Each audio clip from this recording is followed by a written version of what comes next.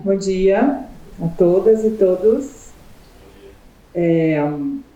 Vamos então dar início ao nosso terceiro encontro. No Instagram saiu como quarto, mas é porque teve um que foi cancelado, né?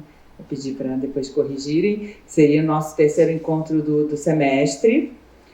O nosso convidado é o professor Dr. Krzysztof Nawratek, da Universidade de Sheffield, que vai ministrar a palestra Post-Secular Urbanism, Religion Spaces as Sites of Knowledge Production.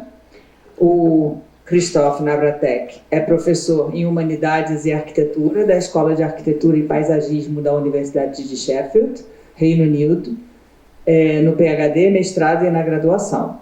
É coordenador do grupo de pesquisa Space Cultures and Politics da Universidade de Sheffield, membro associado do Instituto de Urbanismo da mesma universidade, e seus focos de pesquisa são as interseções entre religião, visões de mundo, ideologias e espaços urbanos, explorando como práticas e perspectivas religiosas interceptam o desenvolvimento urbano, a coesão social, a justiça espacial no contexto das epistemes na cidade. Agradeço muito a presença do professor Krzysztof. Graças. Thank you very much for being here, and pass you the mic. Thank you very much. Small correction, I'm not leading the research group anymore, but the rest is. So thank you very much for coming. The group is small, so if you feel like interrupting and asking a question, just ask. Okay, so I will start with small bragging, but mostly to say that everything what I was doing was always around different ways of conceptualization of the city, what city is, kind of understanding, trying to find a language, trying to find particular way, or particular type of narrative to talk and to understand the city. And also I would like to draw your attention to the last book, this one, on epistemic ambivalence, Pentecostalism, Candomblé in Brazilian City. It's co-authored with my friends from UFRJ, and it's about Belo Horizonte. It's open access, so PDF is for free, accessible to anybody. So if you are really bored, you can take a look and read it.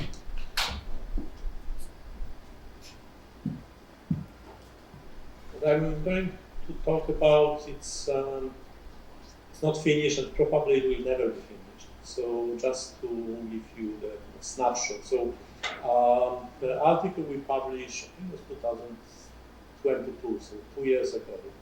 Again with my friends from Belo Horizonte. Production of knowledge through religious and social infrastructure work-making practice about Brazilian Pentecostals. Again, it's open access, so if you like, you can take a look.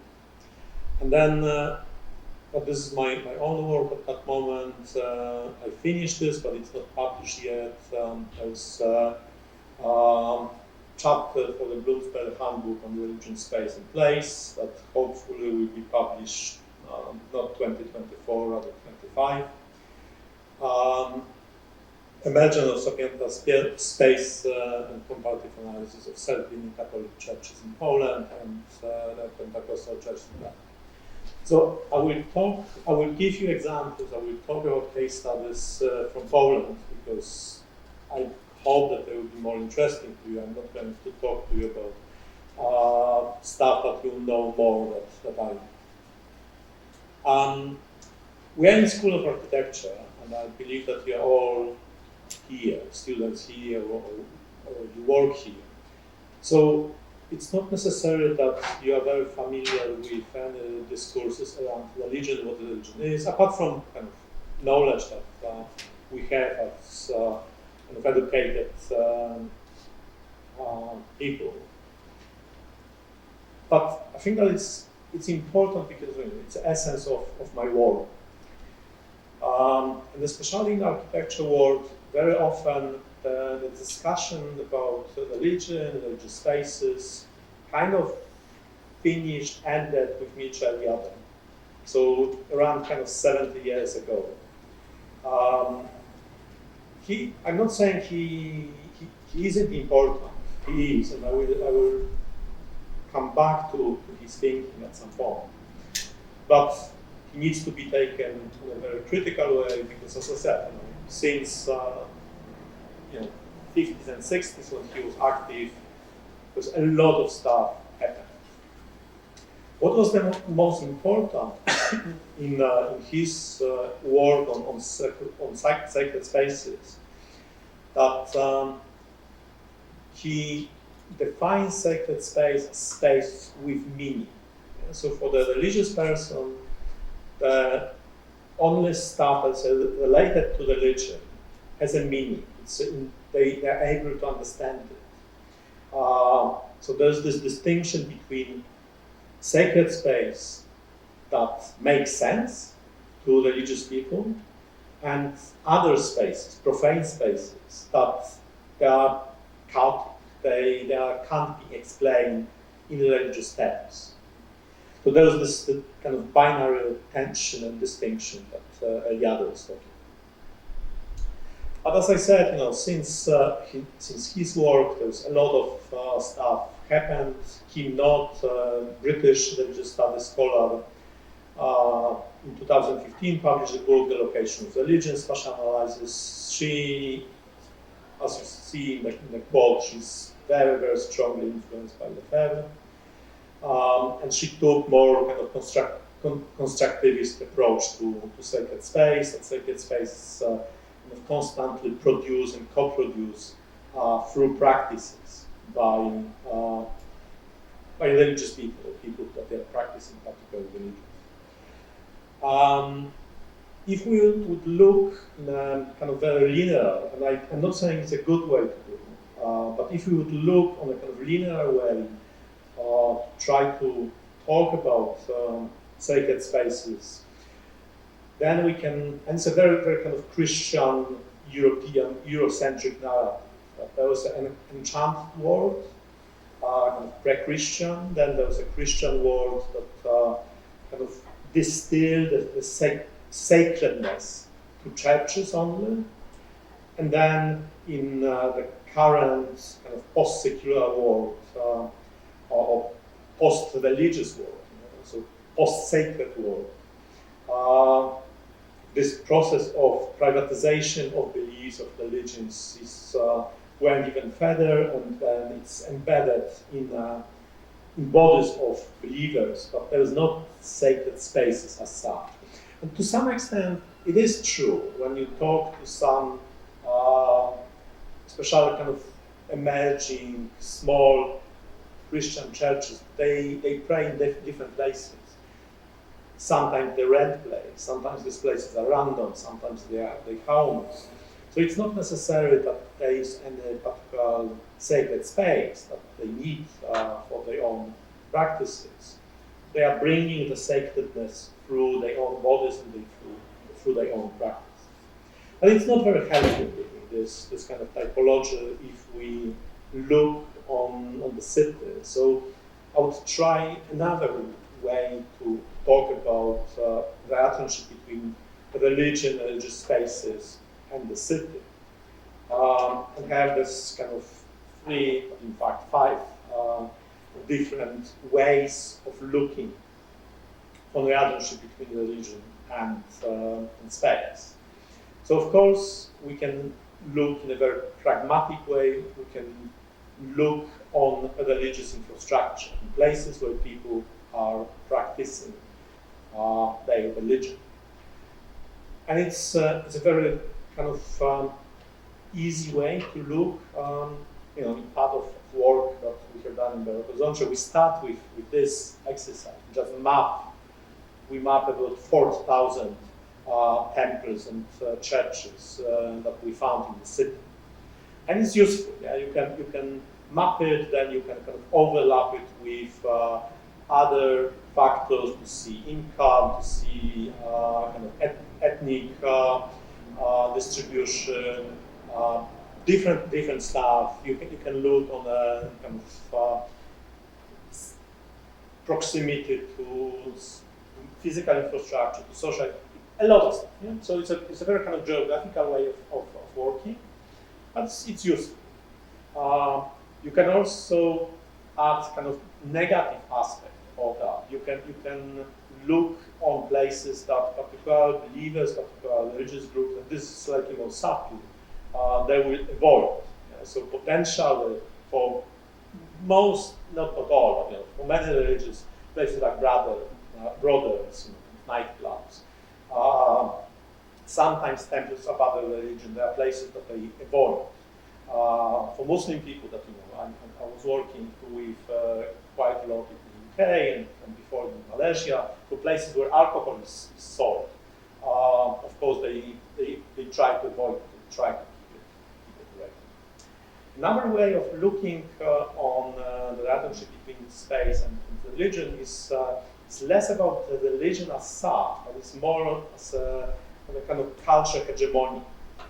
And I was really surprised because when I started working in 2018 on these topics, and I was interviewing people in the UK, especially white middle class British people. They were kind of saying, well, I'm not really a religious person, but I like to see buildings that remind others that this is Christian country.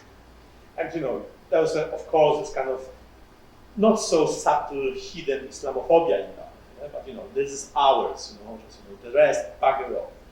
So it is not necessary that the churches need to be there, but if building looks like church, it was kind of enough. But it is discussion around that. So in Sheffield again, there's a relatively big minority of Muslim believers. And there's quite a lot of small mosques that, if you don't know that they exist, you probably can't find them. But there's one massive mosque with massive minarets, and there was also a statement. So there's this moment when minority religion is hiding, and at some point is saying, whatever, we are here, we are proud of what we are. So there was this kind of cultural tension related to religion. Then we go to more kind of human-centered, personal views on spaces and the city. So we can talk about the subjective sacred spaces that are important for particular people. And this is when we interview, again, when I was working at the beginning, when I was talking to people and asking them about spaces that are important for them as believers, very often, and again, it was very strange in the British context because the distinction and difference were mostly kind of gender-based, not religion-based. And then kind of female participants, and it doesn't matter, there were Christian, Muslim, Buddhist, there was a one Banda. They were kind of talking about spaces like parks, rivers, lakes, that are important to them for the kind of spiritual well-being, while men were mostly talking about temples, buildings, institutions. So it was kind of surprise, but this is in a kind of more ethnographic work. It could be interesting. The next spaces of care finding is a kind of hypothesis. I was kind of hoping and thinking that maybe there was spaces where something happened, and because of that, it's important.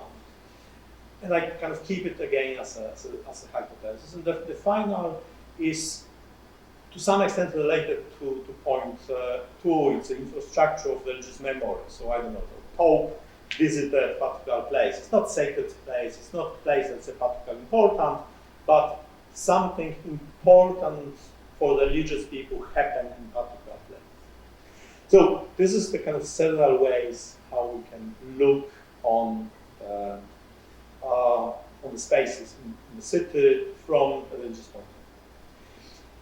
And now I'm coming to the hypothesis that I'm kind of trying to build and develop. So when I was talking about sacred spaces, I have massive problem with the concept of sacred space, because sacred space, it has this embedded element of dichotomy. The kind of, I like Eliade, and I will come back to why his thought is not completely useless now. But he made this very, very clearly, that there's a kind of sacred space and there's a profane space. And there's a very much this kind of masculine, kind of priest-like approach, that there's a certain ritual, a certain place, certain people that they can occupy this sacred place, and the sacred place become the place of privilege, really. So I question this, and there's a lot of interestingly, mostly female researchers. Kim Knott is one of them, but there's a really Kong from Singapore with amazing work on home churches. There's also Veronica de la Dora, she's using the term infrasecular spaces. So these researchers are kind of trying to dismantle this dichotomy of sacred and profane, and kind of focus on practices, on this kind of micro-narrations that exist in cities that where religious people are practicing their beliefs. My problem with this approach is that somehow the, to me, very, very important component from Eliade thought kind of disappeared. If you remember, I said that for Eliade, the essence of the sacred space is the meaning, that it makes sense. It kind of allows people, believers and religious people, to establish themselves in the world. And I think that this element of sense-making, it's related to the concept of knowledge production and kind of epistemic capital. So because of that, and I try to propose the concept of sapiental space as a space where meaning is produced. And that kind of references that I'm taking, there's Alan Badiou, of course, Bjorn Aschenk, that we will talk about a little bit, and David Robertson, that you probably don't know about him, but is super important, and I will explain what he's doing. So as I said, there's this understanding of sacred space as a place of meaning, as a criticized by several more contemporary thinkers, kind of deconstruct. And then we are going to this idea of sense-making. I really like this quote that sense-making is a thinking process that uses retrospective accounts to explain surprises. So very briefly, just to introduce Bjorn Aschenk. Bjorn Aschenk is economist, mostly work with biotech industry, so it's very, very far away from what we are talking about here. But what is important in his work that, especially about 20 years ago, there was a very massive interest in this knowledge-based economy. I think that was kind of dying out at that moment. There's other buzzwords as more popular at that moment. But about 20 years ago, there was this kind of knowledge-based economy was a kind of answer to the industrialization. Yeah? So the Western countries were kind of thinking that, okay, we can export our factories to China, or to Brazil, or to other places, to Poland, whatever, and then we can keep these centers of knowledge production. So all dirt is there, and all knowledge is here. And of course, it didn't work. And if they listened and if they read Aschenk at that point, they would understand why. Because Aschenk, he in his analysis, he showed that knowledge is produced in a very different way. Of course, there was knowledge that's symbolic, that's produced as a kind of cultural production in a human interaction. But there was also synthetic knowledge, that's engineering knowledge that is produced by making. You know? When Chinese started to make the super fast trains, of course at the beginning it didn't work, and there was accidents and rubbish. But they produce it, and now they know exactly how to do this. When British people, they're still using, rail system that kind of finished in 1950. Yeah? So it's my joke that civilization in the UK just finished around 1950. Yeah? After that, there's nothing. And it's only part of the joke. And then there's also analytical knowledge, which is very much about digitalization. So it's a very interesting look on the city because analytical knowledge could be produced, it's a knowledge that is produced in research laboratories. So it's something that could be very easily digitalized and transferred across the world.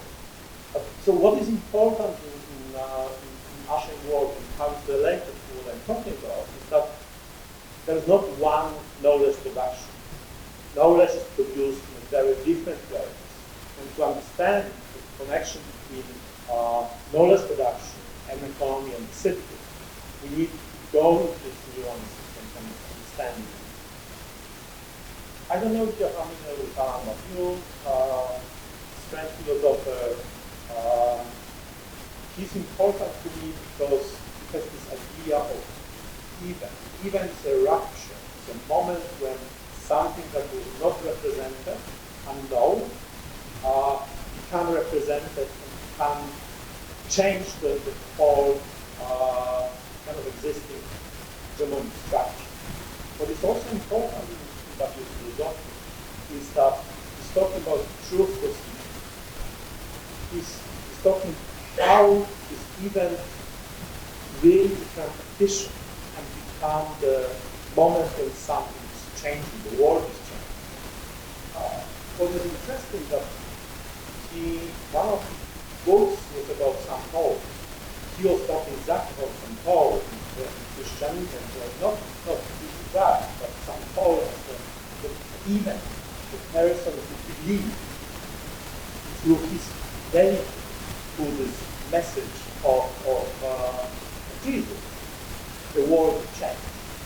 So because of that, I think that in Alan that is a very good point of reference when we talk about knowledge production. And finally, my favorite, also kind of friend, David Robertson based in Open University in the UK. He's relatively recent. So he's a discovered scholar, but his work was always about conspiracy theory. He was about reform. So we can feel like religious studies scholars were reacting to him talking about the reform of technology. But his argument was not well, there's no need. And to some extent, this six cognitive modes, this is what is super important. So he's not interested in truth as such, not even so much in knowledge. He's interested in legitimization of knowledge, legitimization of truth. So how in the society we justify particular view? What makes us convinced that something is true and something is not? And he's saying that, of course, there is one of modes is scientific. Science has particular modes of falsification, proving that something is true or other stuff is not. What is interesting also, we know that scientific method doesn't really work fully in social sciences and it's kind of useless in humanity.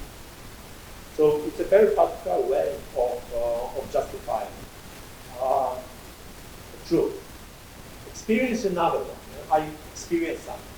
I know.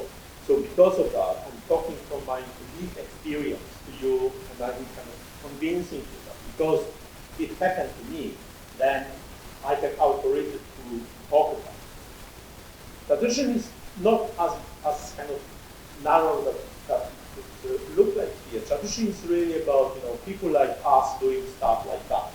So tradition, it's everywhere. It's not only in a kind of tradition in a kind of big team, but group of students, group of friends. We just do stuff like that. This is our tradition. Institution again. Every institution has a certain way. The knowledge produced at the university has bigger way, kind of stronger importance, kind of easier to convince that the knowledge produced here is relevant to knowledge produced, I don't know, somewhere else, in kind of institutions or places that we don't really trust. Synthetic knowledge is kind of all of this together. But the most important probably here, the most interesting is channel knowledge. Because again, channel knowledge on the first class is the knowledge that's coming from outside. God told me this, and then now I'm on this authority and just telling, or angel, or whatever. But again, channel knowledge is more broad because even if it's not God, very often you have just your own kind of gut feeling. You just know. And this is also the kind of channel knowledge. It's not anything that could be justified outside of it. It's just, I know it's true. So what is important in Robertson thinking is that it allows us also to look on the religion not as exception, not as a very unique way of seeing the world, but as one of many different ways that religion you can also kind of dismantle, deconstruct using these 6 categories. So in that sense, conspiracy theory, so-called rational discourse, religion, they are in fact all the same. They are using the same ingredients. They're just using them in different proportions. They are kind of stressing up particular aspects of the narratives and kind of justification why they believe something is true. And of course, it's also contextual. So the truth said in church has a particular value and meaning because of the context.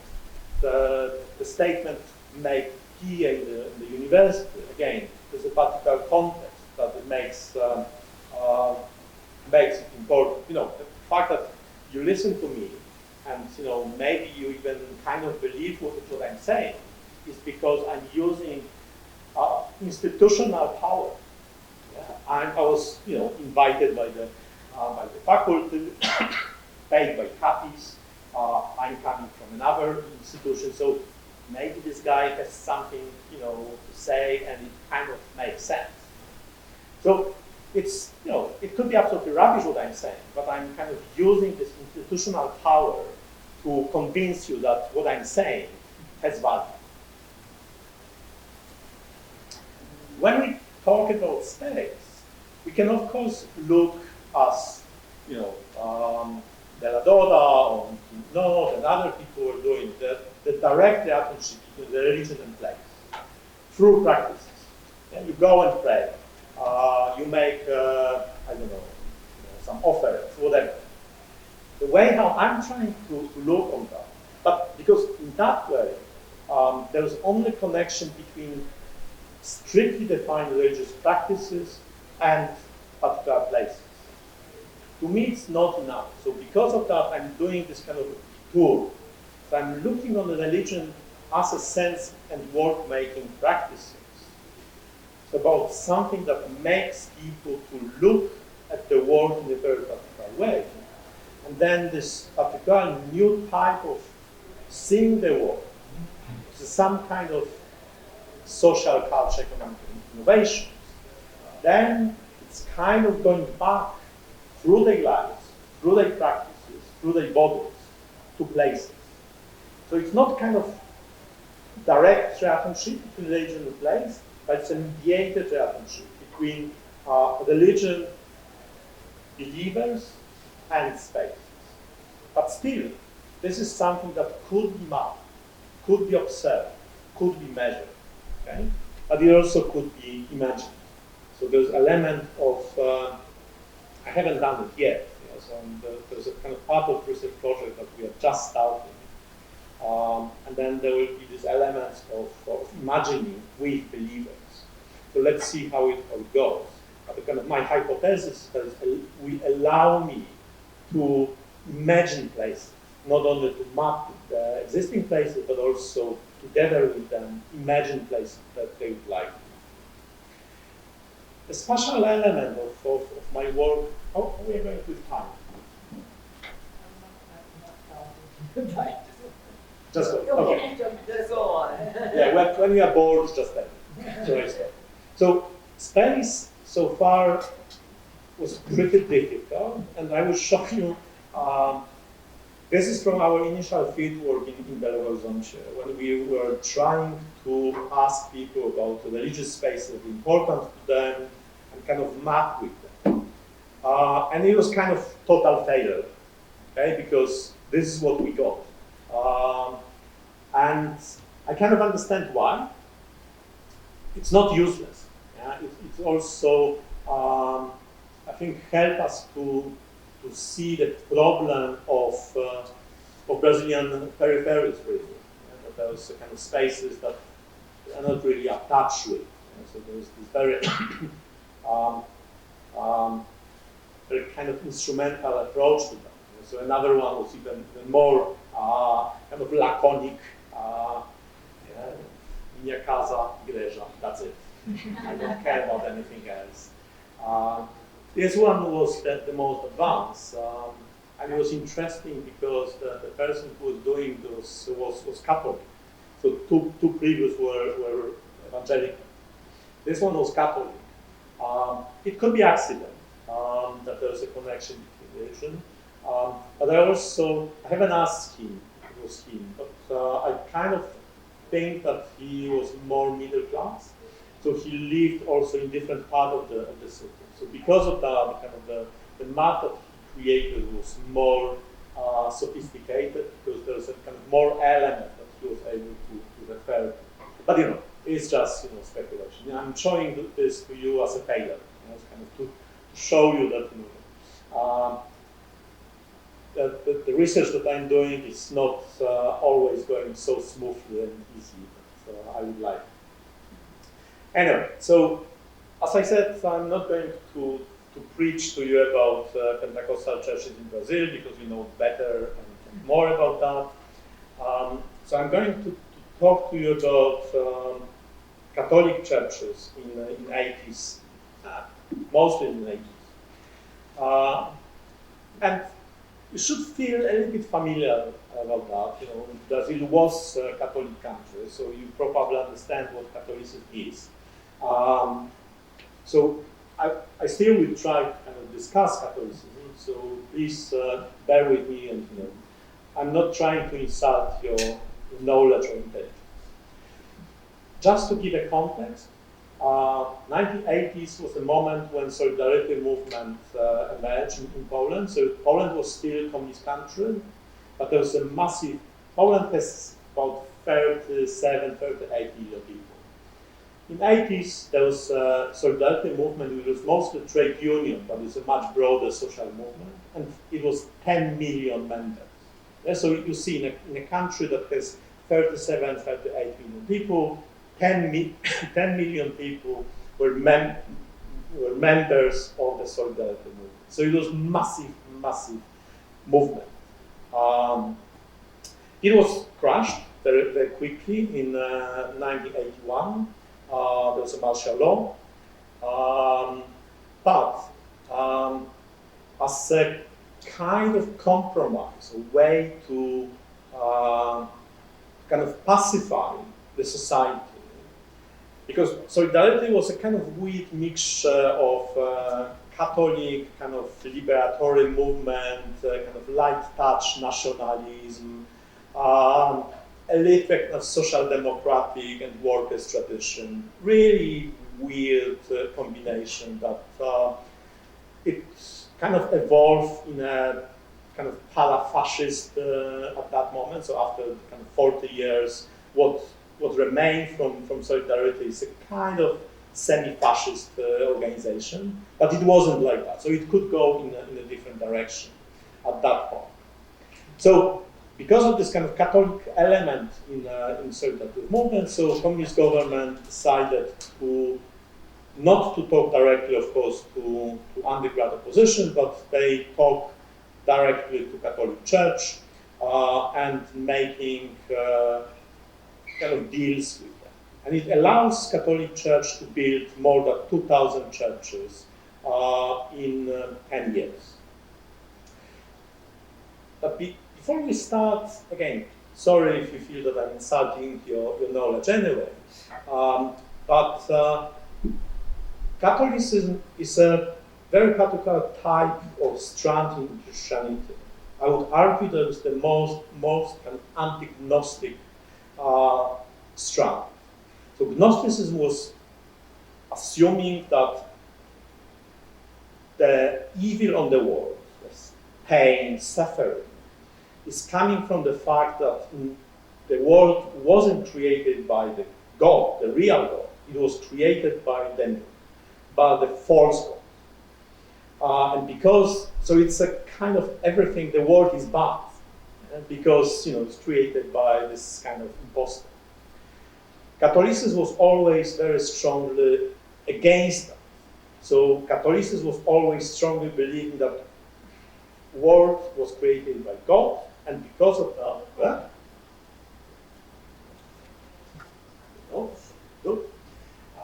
and because of that, then the world is good, and we should engage with the world. We should celebrate. So anyway, the essence of Catholicism was this engagement with the world in a kind of creative way of the world. So very often the creative practices, the creative practices have been seen as a continuation of the God creation. You can keep it. No? It's weird. No? Weird.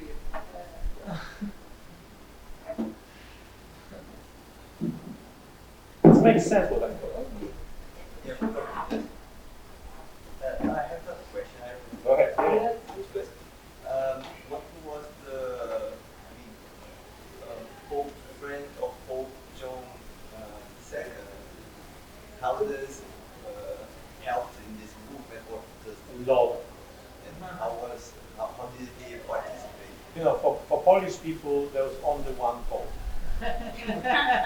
Anybody before John Paul II was impostors. Anybody after is impostors. So there's only one Pope in the whole history. It was Jesus Christ, Pope. That's it. So I think that you should understand this.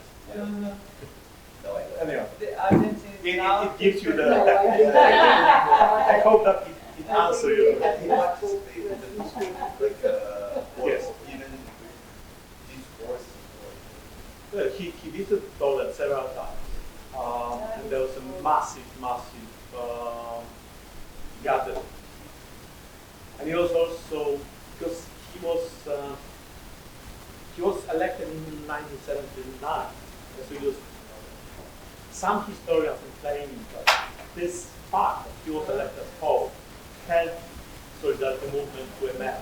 Yeah? So there was an external, very vocal anti-communist speaker, persona, that kind of Poles were super proud of. Wow, suddenly we have known person up there.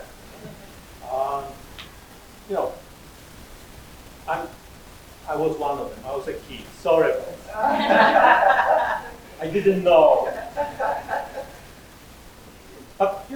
you live, you don't even have this experience, right? Because communist country is a very enclosed country. You can't really leave the country. You can't really go and you don't have passport. You need to ask for the passport, and not everybody is getting a passport. So it's a very kind of introverted, insular experience of living from this country.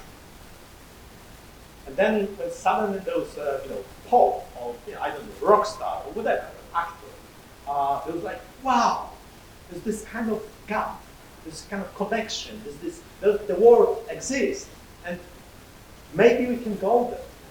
So yeah, there was this respect. Okay, we can go there. So when we think about Catholic architecture, the real Catholic architecture is of course Baroque. Baroque was the answer to the Reformation, and Baroque is representing this full engagement with the world. It's immersive experience. Baroque architecture is about everything, about sound, about smell, about being just mesmerized about what is there. And it's about kind of being immersed in the world. World that is good, and it could be. So then Vaticanum II, so second ecumenical council in the 60s happened. And the foundation of Vaticanum II is still Catholic. It's still this kind of will to engage with the world. But there was also certain kind of context. There's different things were happening around that time. So yeah, this is kind of statement from Lumen Gentium. And Stephen Schroeder is American architect, super traditional, conservative, very against Vaticanum II. So kind of completely reject anything what is happening in architecture, because he's saying, look, this happened. And if you compare the kind of Baroque church with this, yeah, I understand that you could feel a little bit kind of not convinced that this is a church, and this is giving you this full experience and emotional attachment to the world. Yeah, fine. Architects like it. Right? Yeah. Architects approve, but probably nobody. But when we talk about Polish Catholic Church, this in 80s, in this moment when the communist government allowed churches to be built, something very interesting happened, because these churches were built by people. It was really kind of bottom up, of course, with the priest, kind of managing this. But to some extent, there was a kind of massive mobilization of people who create churches. And they have been doing it. And at that moment, it was after Vatican II, there was this discussion between church as the body of Christ, or there's a house for people. And of course, this discussion is not new. There's Gothic cathedrals, and this is not Polish, this is Irish. This discussion about kind of gathering around, being together, being a church, not being a place for God, but being a place for people. It was there in Poland also important. It was important also because people, as I said, people were building. Again, as a kid, I was involved in building a church in my parish, and it was pretty authoritarian. It was like, priest was like, next week, this street, coming. Right. Anyway, at that point, 90% of the population was Catholicism. Catholic was kind of Catholicism. Catholic Church was really executed kind of authoritarian power over people. This is your favorite pope.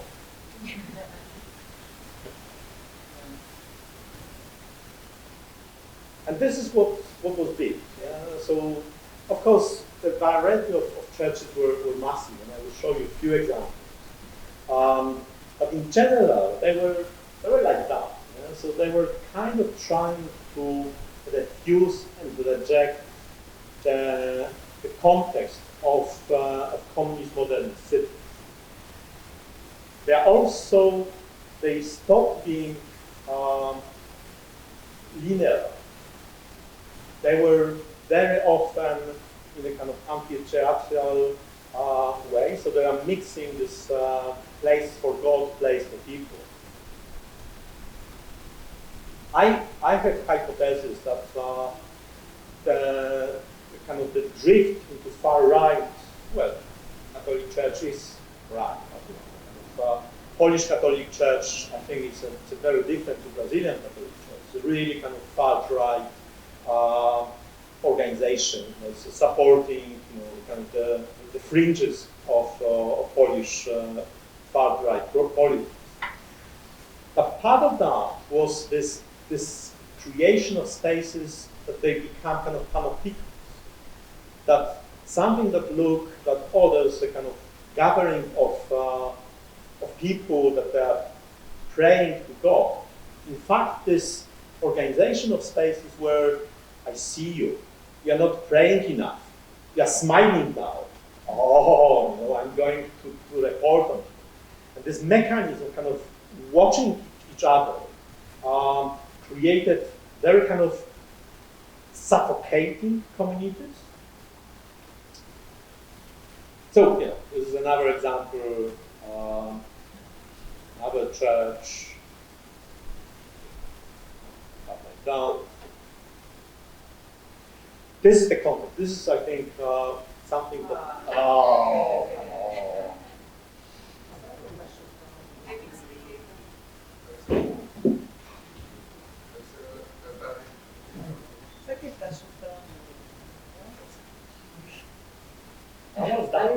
Are you kicking the Cool. Yeah, good.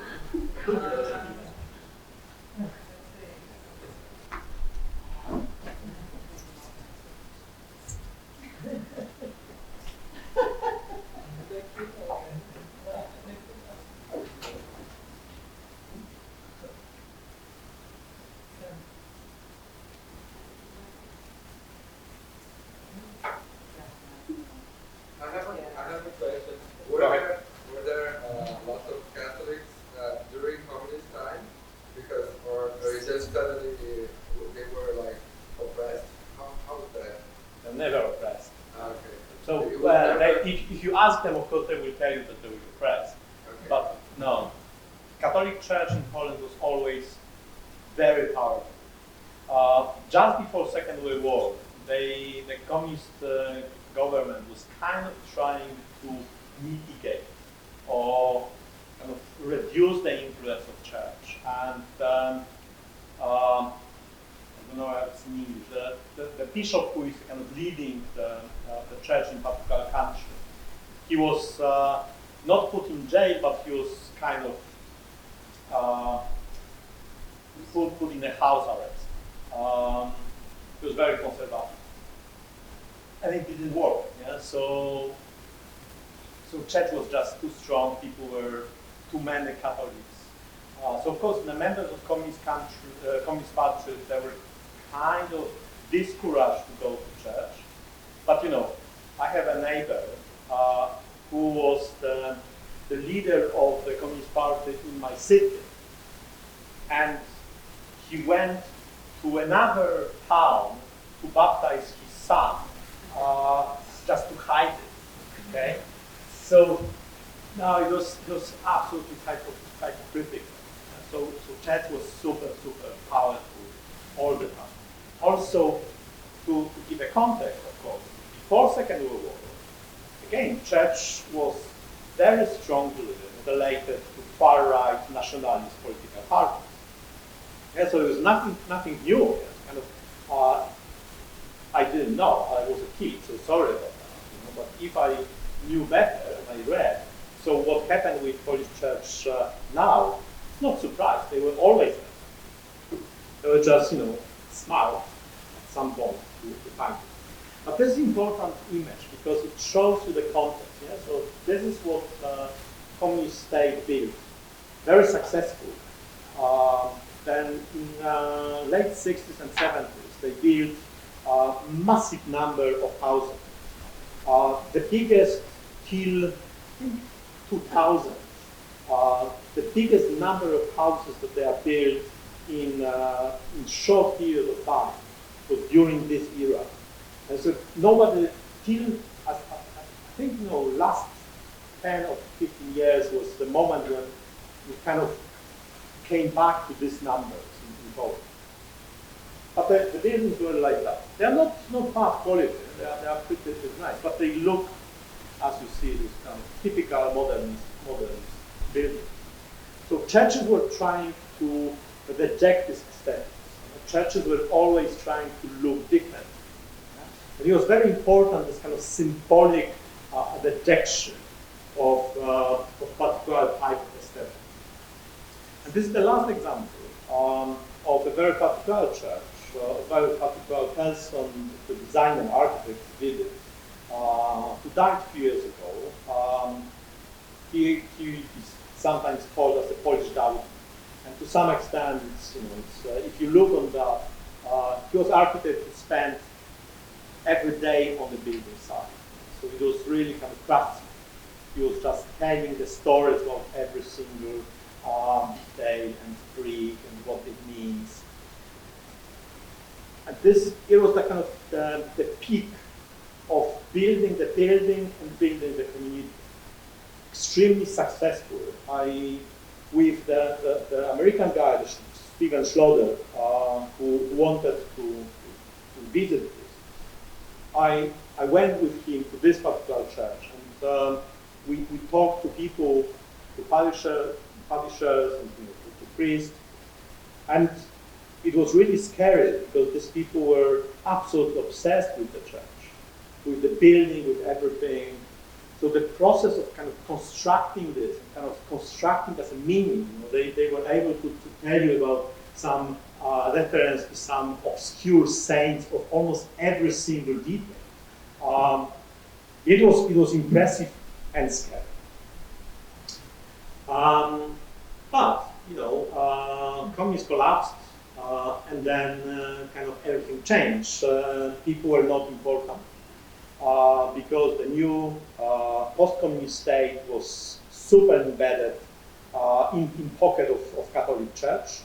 So there's no need for people to build churches. There was just money coming from money, land, support coming from government, and church start to build this kind of more churches and bigger churches.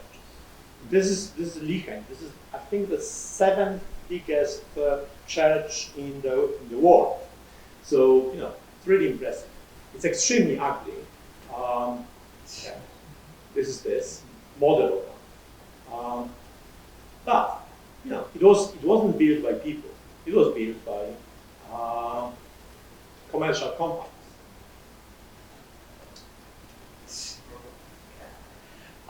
If you are watching Foundation on Apple, so the next season was there. Okay, so they have been using this church to film several scenes. So watch this space. It's another example, another church being built by through money. And then I think it's an interesting moment to think about the relationship between the church building and economical system, economical and political system. So I was trying to kind of map and understand the moment when we have communist country which there was a state centralized administration. It was already kind of hegemonic ideology is very weak. Nobody in 80s, there were no communists in Poland. Nobody believed in communist ideology anymore. It was laughing stock. The budget was also centralized.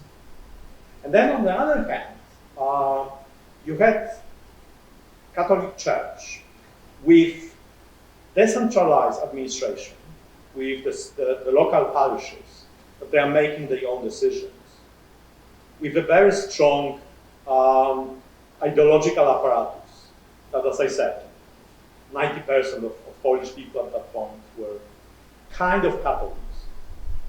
And then there was this emergence of small, it was 80s, yeah? So the moment when the communist regime was kind of trying, there was also massive economical crisis, so they were kind of opening up economy a little bit, they're allowing small businesses, small factories to emerge.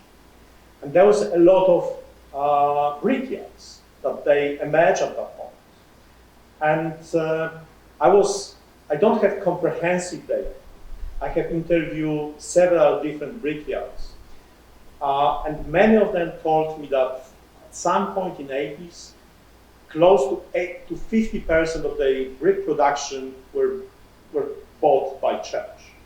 So there was a direct relationship between the kind of growth of private industry and the church building. And of course, you know, this, the way how the churches were financed at that point were financed by people, by this completely decentralized, voluntary financial support. So yeah, this is kind of general, simplified model. But then what happened, and this is the moment when the Catholic Church again kind of fit to the new kind of post-communist, neoliberal democratic state. That in fact, it's exactly the same, a very, very closely similar model, where the new Polish economical and political system in the 90s and the organization of Catholic Church, they start to look very similar and they start to work with each other very, very closely. As I said, you know, I'm probably biased, so if you are deeply believing Catholic, I'm sorry that, you know, I could offend your feelings a little bit, but, you know, I'm strongly biased against Polish Catholic Church, which is the biggest landowner in the country, is deeply corrupted on any level. They are getting land still, even now, they are getting land almost for nothing from the state, on claims that in 16th century there was something here. And then it doesn't matter that we have, you know, kindergarten or school in that place. You know?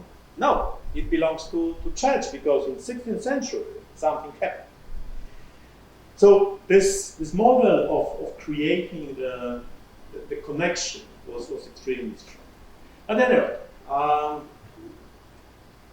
would like to go back to the hypothesis that I started from, about the idea of the sapiental spaces that they are rejecting the idea of this dichotomy between sacred and profane. Because in my view, all spaces are sapiental. All spaces are related to meaning construction. They are just more or less, but there are no kind of non-sapiental spaces. And I think that this is the most important to me. The way how I try to look on the city religion now. That's it. Thank you.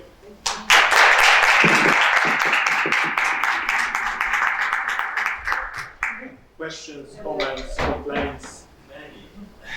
Complaints. Yeah.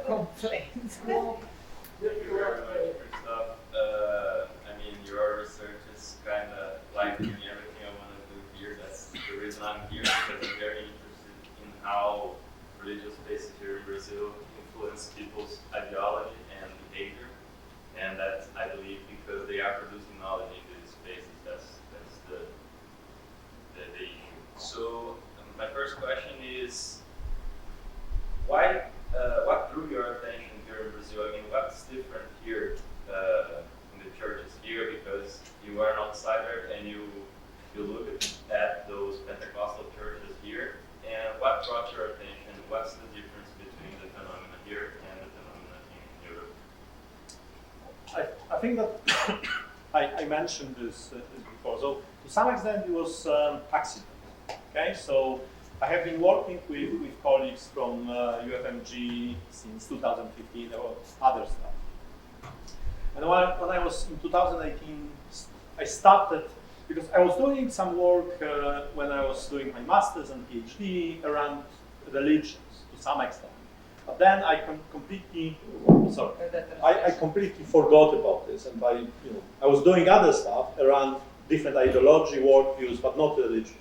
And then in 2018, I kind of had a feeling that I would like to come back to this question of beliefs of religion. And I was doing this small research in Sheffield that I told you that instead of kind of based on religion, it's more kind of gender related outcome.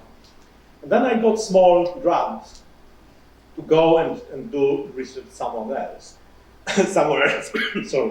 So I just contact Daniel and Denise. I told them, guys, can I come to Brazil and can we do something like that there? And as I said to a few people, the first reaction was no. We are not going to do anything with religion.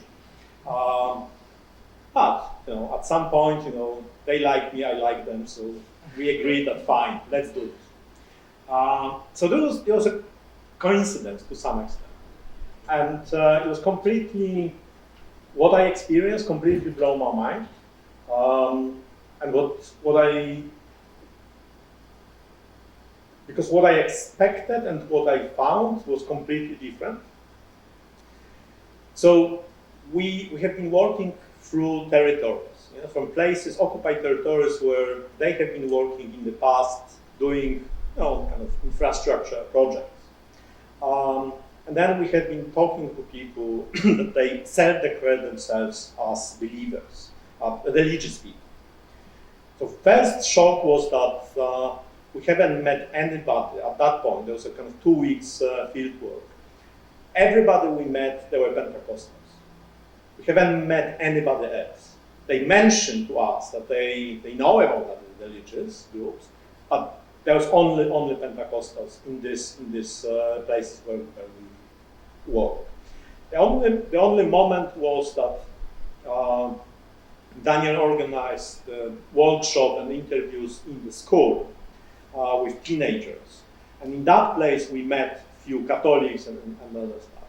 But then when we went back to urban occupation, again only Pentecostals. The differences.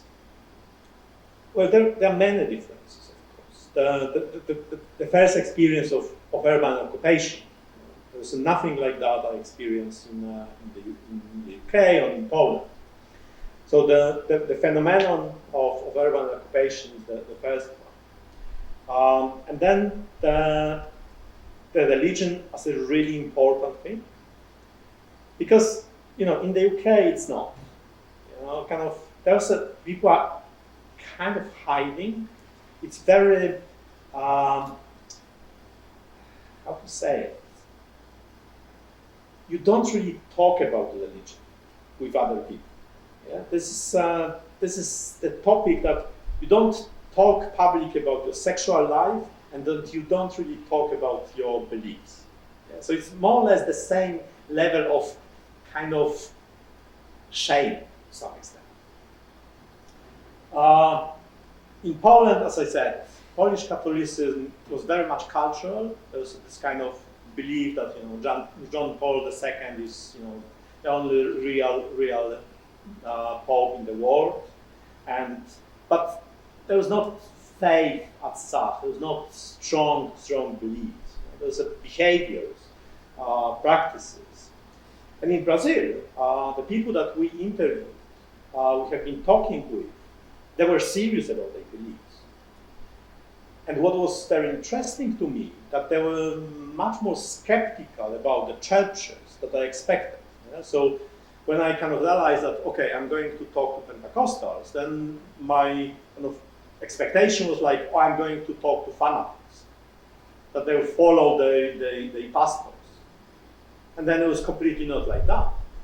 The people were telling to us that, nah, I don't really follow. No, you know, the church has very weird ideas. No. So it's almost everybody at some point make this kind of statement. So it was completely, you know, my brain exploded. Because anything that I expected was different. It was exactly opposite. So they liked to say that they were Pentecostals, but they weren't necessarily practicing the religion. No, they were practicing. But they were kind of practicing. You know, for example, we asked the question, where is the place, when you live your life, in which place you feel you have the strongest connection with God? Because first I made this mistake and I asked the question, have you ever had a direct connection with God? And they look at me like I'm an idiot and ignorant and said, we talk to God all the time. It's an idiotic question, okay? So, fine. I apologize. Okay, so spatial. Where there are places where you feel the connection with God the strongest. And then again, I would expect church. No. Bathroom. My car. Bathroom, bedroom. Okay? Church, yes, but it was kind of 4th, 5th in the list. So it was very kind of personalized. It was very individual approach to belief. Yeah? So bathroom because I'm alone there. So finally there's not these other noises. Finally there's me and the divinity. So you see there's this very, very different way how people were experiencing their belief and practicing their beliefs. You know, the relationship with the Bible, they don't really read the Bible. They use the Bible as an object.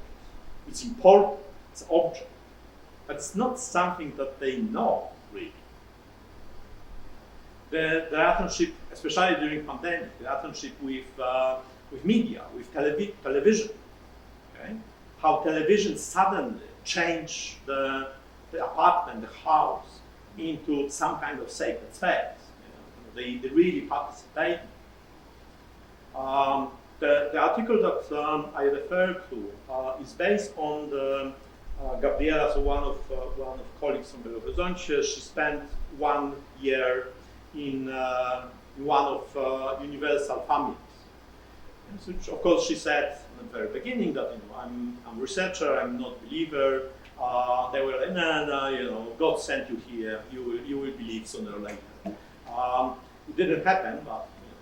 So it's based on her kind of ethnographic work for being 1 year in the universal family.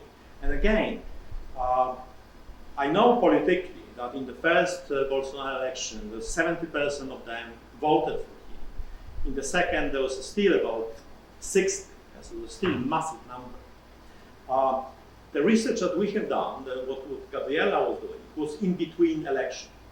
It was when Bolsonaro was president, but it was kind of after and before, much before the new cycle. And what was, again, super surprising to us, that in her family, there was 1 or 2 occasions when politics was mentioned. During the whole year, politics was completely absent from any discussion. There was a building of set of references, building individual authorities of particular pastors that I I guess that when election came, it was just mobilized like that. And then, they just go and vote. But there was no direct kind of political discourses during this time. Yeah? So there's a lot of surprises, there are a lot of stuff that it's kind of, I'm a very bad researcher in the sense that almost every time when I think about research and I plan the research, I design research, and then I go to the field and everything what I thought is mostly rubbish, and I need to rethink it and kind of start almost from scratch. But then it's amazing. It's super interesting. So I'm a very bad researcher, but I'm a very enthusiastic researcher. I like it. I like field. I would like to ask you one question about every way.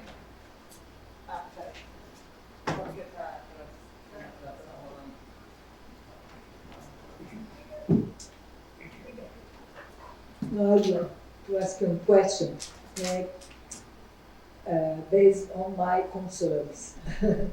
You said about you've been talking about the extreme approach, and I would like to know, because I'm always very much concerned about the urbanism field, not to go too much out of our field, because otherwise we are going to talk what sociologists are talking in their field, or the economists are talking in their field, and so on.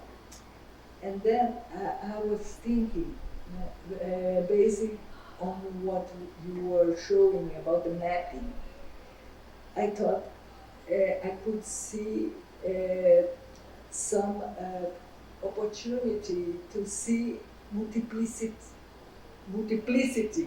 in the city. But I was thinking, how would you link this epistemic approach to some concerns about environmental problem and about inequality, social inequality? Because I think these are the main problems we have to face exactly. Okay, thank you for your question, and I understand where you're coming from. And I agree and also disagree with your concern.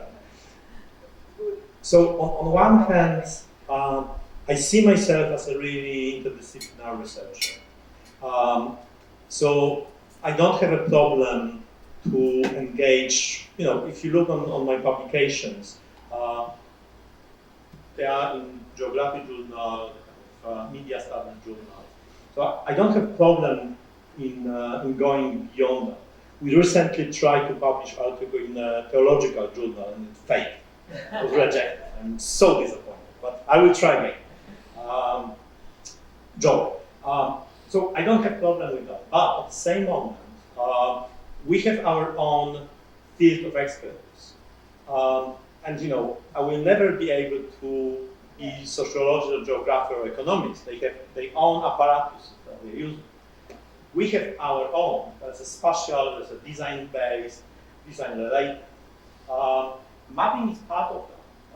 But mapping and then designing is what we can offer. So I haven't been talking about this enough. I agree and sorry about that. But this is to me it's important to keep the balance. On one hand, to be true and honest to tools and skills that we know and we can use. But at the same moment, not be afraid to go beyond them and to try to apply them in a different context. Okay, so it's kind of, I say, idea and design. I was not talking about not going. You saw my class. I was only reading geographers, I don't disagree about being interdisciplinary, but what I'm very much preoccupied is also in have a field that is an urbanism field, because I feel there are a little bit different. It's different approach, and what I'm more interested is about giving some thinking about improving our cities. That is our main concern. So I'm always thinking. Yeah, but I don't think. I don't think, for example, that it is we will be very much well succeeded if we try to change the world by understanding how people are, because we are not prepared to do this. We are prepared to fight with our tools, and we are prepared to see the changes that are in the special dimension, the territory dimension. So no, I absolutely agree. And what I see, you have many ways to study religion, but I was thinking about how could we link studying religion with environmental, some kind of improvement of this environmental problem, or some kind of, and the social problem. I give you an example. All right. So first of all, what I was talking about, different ways of using our tools in the context of religion and space, with mapping, with speculating, with ethnographic work on kind of micro narratives and kind of spatial activities. This is all using architecture and urban tools to impact our context. But concerning the connection between kind of epistemic modes and the work. So in Belo Horizonte, one of occupied territory, the urban occupation, they have the small stream that's going through several of them. And what they have been trying to do, they have been trying to create a narrative, to build a park around the stream. And then, by creating the park, present themselves and present residents of the occupied territories as custodians of this park. So they have been trying not only to make kind of justification that, well, we need place to live, but they also were trying to say that we are living here, and by living here, we are protecting nature, and by doing this, we are addressing climate crisis challenges. Okay, but this is exactly related to constructing particular narrative, which is based on particular understanding of what the nature is, and in the context of what we discuss of a religious approach to nature that is different in different religious groups.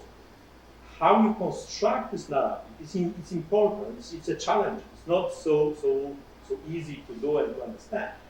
So to me, this is a pretty good example how you connect the discussion about religion and epistemic modes with practical, spatial, and legal processes that people are engaged with, fighting against injustice.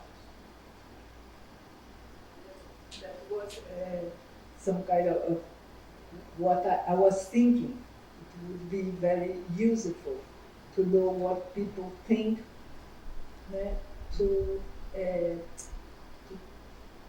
to have to see the opportunities. It could the potential. So, wow.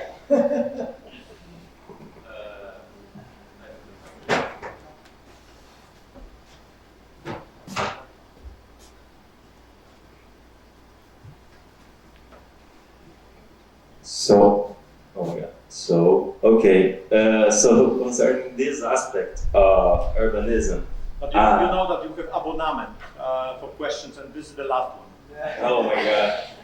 So I'll try to mash a lot of questions in just one. No, I'm kidding. It's the only student that is going to, who is now aiming at religion question. Yeah. This lecture was for me. I don't know if they told you that. But okay, concerning the urban environment, I have got to know a concept these days that it's called the third space. So it's something that I'm aiming to investigate. That is, when you mention people saying they were connected with God in private, in their cars, in their bedrooms, it made a lot of sense to me, because nowadays it seems like churches are spaces for people to gather together rather than being connected with God. I mean, not exactly, but of course they're connected to God in churches, but it's not necessarily the main reason they're there. That's my point. So I would like to know your opinion about that. Do you think people are going to churches because they have no options in the city, because they are only at home or at work and they don't have options really? They don't have other else to go, to gather together, to meet people. How do you see that? Because we know cities tend to be more and more tend to push people into individuality because of security problems, because of the quality of public spaces. So I think you know what I mean. There's no one reasons why people go to church, and of course, one of them is social gathering. They meet their friends, they can engage with other activities. There are also different churches, there are small churches. And when we are talking about evangelical churches, there are small churches that you just go and pray. There's not much other stuff to happen. But then there's this kind of big churches that they have, sometimes really massive, super interesting program with, music, place for kids, libraries or bookshops and, shops, whatever. And then, it's a kind of one of my favorite, again, in Belo Horizonte is church in Lagoinha. It's a Baptist church. Which from outside looks like amazing shopping center from 80s. When I saw it, I was kind of, is it church really? But it looks really cool. It has a massive square. You can. So there's a lot of reasons why people go to church. There was a still element of kind of tradition. If you're a member of a particular group, this experience from Gabriela, from the family was also this kind of delicate pressure. Why you are not going to church? Why you haven't been praying with us? Come, what happens? Are you okay? Yeah? So there's also social pressure. Yeah? So there's a lot of different factors, but yes, I guess that. Especially in places where life is pretty difficult and going outside could be dangerous and there's not much stuff to do, then church offers quite a lot. So again, going back to Paula's question, as architects, creating the safe and diverse spaces with a broader kind of offer, so stronger social infrastructure, allowing people to do other stuff, potentially will kind of reduce one of the reasons why people going to church. which is probably one of the reasons why church would be not necessarily particularly happy for this kind of development to happen. It's a pure competition. Thank you. Hi, thank you for the lecture. It was really inspiring. I want to just to add a few things on João's questions. And I'm thinking about urbanity. Maybe these functionalities that are added to the churches that are not only for these religious purposes. For me, this is like what I just thought. Maybe it's about the scale of the territory and the cities, because I come from a small city which the commonality of the gathering are not added or superposed in the churches. The churches are really exclusively for the religious purpose, because because of the scale of the streets and the stuff around allows them to go outside the church and gather other places. So maybe that is just that I want to know if there's something about that. And you're saying about the sacred and profane, and for me, and he's studying the sacred and I'm studying the profane. So and you said about the bathroom, about being this religion, this individual space that connects, how privacy comes into this public realm, and maybe the church are this gathering of individuals that are equal and they don't want to meet differences. And because what I'm looking for is exactly the opposite, where people goes to spaces that they are open to the possible conflict. And I wondered if you can comment on that. It's very interesting what you said, and I definitely agree on that. And I will make connection with the first part of what you asked. So scale is part of that. It's a kind of question of the community. So how big the community is, how community feel with themselves, how much space they need. But it's also a question potentially of something that we don't see. I don't know the place that we are referring to, but I'm kind of guessing that when the space is kind of penetrated by a particular set of values, then people feel and people believe in the set of values. Then to some extent they don't need these exceptions. They feel at home almost everywhere. To give you an example, that is a kind of rejecting the concept of scale to some extent, or maybe not rejecting it, questioning it. So one of my PhD students is doing work on Muslim communities in Berlin, in Germany, mostly Arab. There was the first wave, there was Turks in 50s, 60s, but now over the last 10 years, before the war on the Middle East, there was a massive influx of mostly Syrians. And for Muslim people, religion is something that you need to live through. It's a very public religion, in the sense it's a very kind of religion that needs to be practiced. You need to pray 5 days per day, you need to eat for particular food. When you pray, you need to wash yourself. So there's a lot of practicalities in the religion. And because of that, in Berlin, which is massive, but it's a white post-Christian city, these people, Muslims, they gather around mosques, but mosques are offering them much more.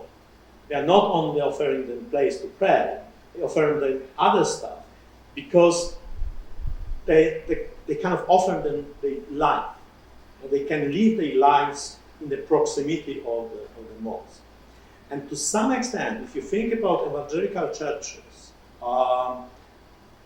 not all of them, but some of them, they believe in dominion theology, which is directly connecting the religion and politics. But the idea is that we are not waiting for the end of the world when Jesus will come. We are making his kingdom now. Okay, so we are changing the world. This is universal.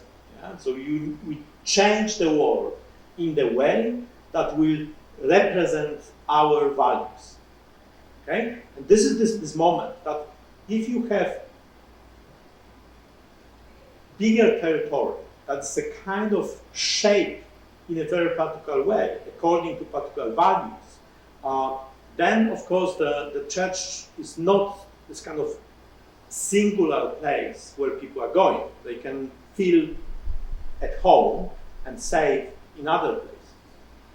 But then if you not follow dominion theology, if your church is not about that, it's not about kind of creating the Christian kingdom here and now, then the connection is different. The relationship with the space is different. You will live differently.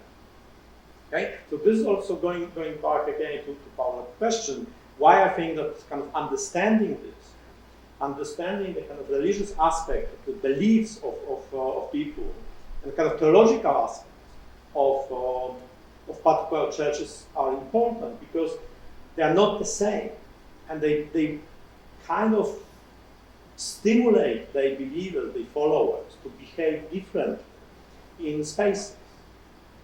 And it will have massive consequences to others and to us. Okay?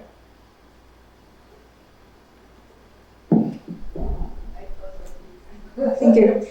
I'm one of Paula's students, and we are looking for some favelas where neo-Pentecostal churches are really strong.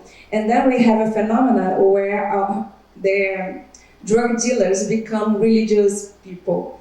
Have you ever seen something like that? Because they still kill people, but you cannot have some other kind of religion than Christianism. I haven't seen. I read about this. So it's not new what you said. I still can't make my head around. You can't really be properly believing Christian and being drug dealer. Yeah? There is a contradictory here. So how they are doing this, it would be interesting, but I would be probably too scared to interview them. So I don't know. But as I said, it's not new because even in Italy, the mob was Catholic, for example. Yeah, I know what you're saying, but it's it's more kind of seeing religion as a kind of cultural, institutional framework. Yeah. So it's not about believing; it's about the power. Yeah. So maybe this is the connection. The drug dealers, they kind of associate themselves with powerful institutions that they feel protected, and they feel that they need this protection, and then they operate in the context of this power structure. So yeah, it could. I'm kind of not particularly tempted to go into this direction, to be honest. But I'm more than happy to read about it. I don't really see a contradiction between crime and religion. I don't see a contradiction. I don't see a contradiction, directly contradiction between killing and religion. We see it all the time. You see the war. The war. Yeah, it's real. Yeah. Exactly. But I was thinking another thing about your work that maybe it's interesting to understand these religious spaces, because they have potential to change in many ways. Today they can be they can be an institution who gives some protection to the drug dealer. But they are also, as you are going to do in your work, a place that can be a protection of the community against the drug dealers. Because they have threat. They have threat. So I see a potential in knowing what they in their religion they are communicating to the practice and how things could change and how cities could change.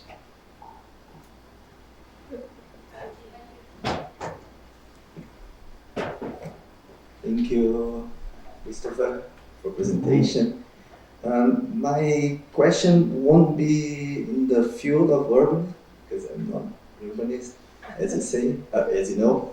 I actually will direct my question in the field of epistemic, which I think your concept is very interesting, because as we talked in the last meeting, I tend to see space in this binary view, especially because I study conflict. So it's pretty much one side is outside, other side is inside. And I mean, like, as you said in your presentation, the reality is not a fact. It's a construction. The truth is a construction, especially in my perspective, is a discursive construction. But these discourses, especially the religious discourses, is seeking to conquer the hegemony. So how do you see this? I mean, I don't know if it's a contradiction, but they're looking for to become hegemonic in society, but at the same time they have I don't know if I'm the same rubbish here, but I'm just thinking that because of this concept is very interesting. And I have another question: how do you link this religious discourse in society with the neoliberalism discourse? I mean, I think you already said some points, because the individualism is one characteristic, you can see it. So maybe you can talk a little bit more about that. I think that's it. So the first thing, could you remind me what was the first question? How do you see this spatial? You are talking about. So first of all, it's not that every religious group is claiming hegemony, trying to establish hegemony. Again, you know, even evangelical, there is not the dominion theology is not kind of shared by one person. So there is a diversity here. There are different religious groups. They have different goals. Some of them are inclusive, some of them are exclusive. Some of them just don't. They want the world to burn because so they are just selected few. So there are different ways. But in the context of that, I also would like to say that this probably was not particularly clear in what I was talking today, but I'm very kind of strongly anti-Habermasian in the sense that my interest in religion in the context of epistemology is that I don't believe that we can communicate really. I think that it's all fake. We are just pretending that we understand each other. Deep down, we don't. So all this kind of Habermasian approach, starting also with his. So my approach to post-secularity is extremely strongly, rejecting his intervention from beginning of the 21st century. Because he believes in this kind of rational discourse that, and how the religious language could be transferred and transformed into public sphere. I think it's absolutely bollocks. It doesn't work like that, because the kernel of any religion is this kind of irrational beliefs that can't be negotiated. Okay? So to me, the kind of the really intellectual challenge to all of that is that we can't communicate, we don't want to communicate, but we still live together. We share spaces. And this is kind of going back to where our role as architects and urbanists is coming through. I think that this is exactly the moment when we are coming through. So it's not about discourses. Let's leave discourses to somebody else. Because when we start kind of discursive narratives, then we never come to any conclusion. But spatial interventions and dealing with our bodies and how our bodies are dealing with space and materiality, this is where we come as architects, and this is the place where we can improve work and we can understand kind of how to maybe not avoid, but kind of minimalize conflict. And I always like to give this kind of very stupid, very naive, so it works for kind of year one students. It will not work for you, but we will still use this example. So imagine that you have a land, a piece of land, and there's two people that they are claiming right to that. So one solution is that they will fight. Another solution is that you just build the two-story house. As I said, it works for year one students. It will not, it's too naive and too stupid. But somehow, this thinking about the spatial interventions that could kind of minimalize tension, they are possible. Yeah, so, and the second question? How do you link the religious and the neoliberalism ideology? Okay, it's more in connection. It's more speculative, yes, because of course I know that there's a massive discourse connecting, especially Universal, but other churches that are following prosperity gospel with neoliberalism, and it's a very very kind of popular way, especially coming from kind of left, liberal left academics to criticize that it's not church, it's just a corporation that is kind of adopt the kind of essence of neoliberal into religion. I'm not 100% convinced, to be honest, also because I think that we already are in kind of post-neoliberal era. We are, unfortunately, I would say that we are in kind of pre-fascist era.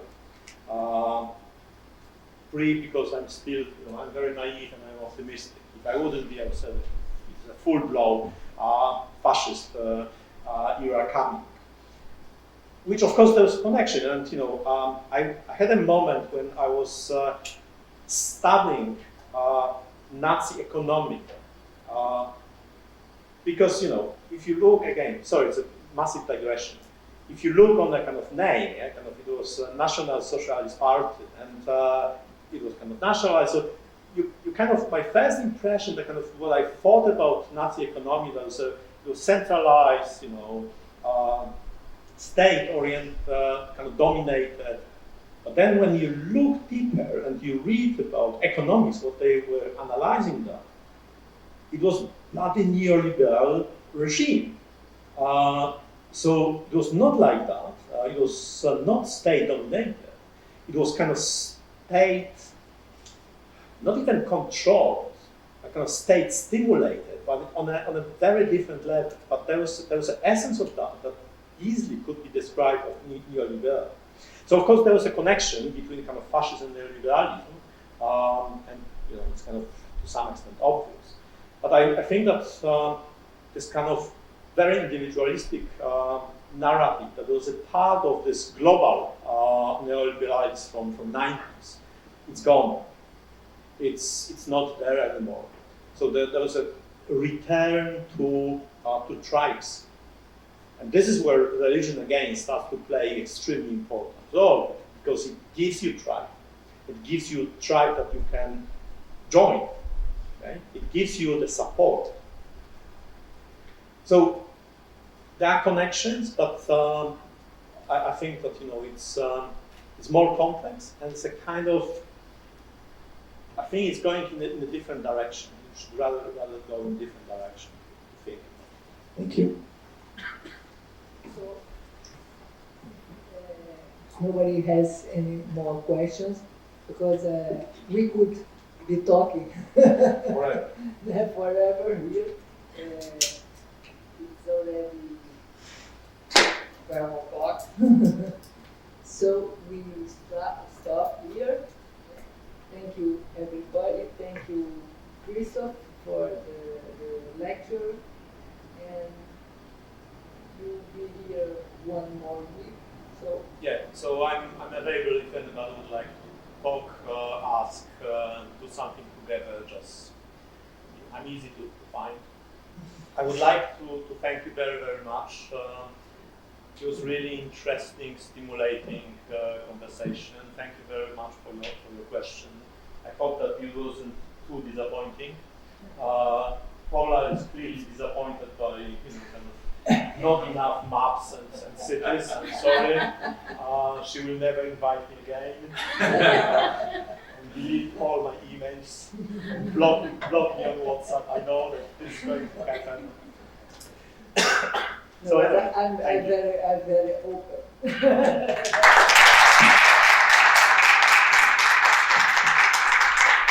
Thank you.